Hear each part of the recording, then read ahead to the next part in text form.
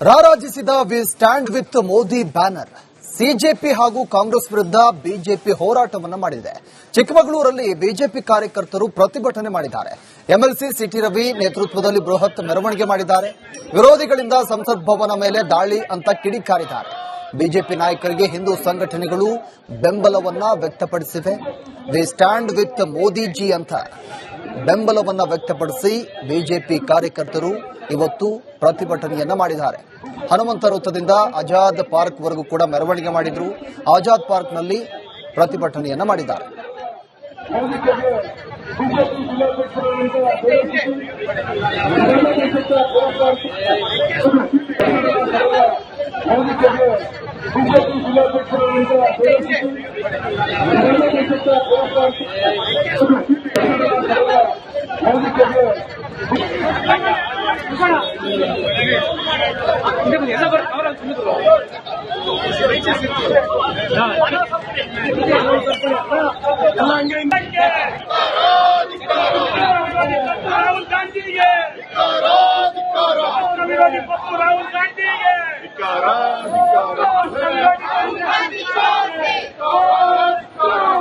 Rahul Gandhi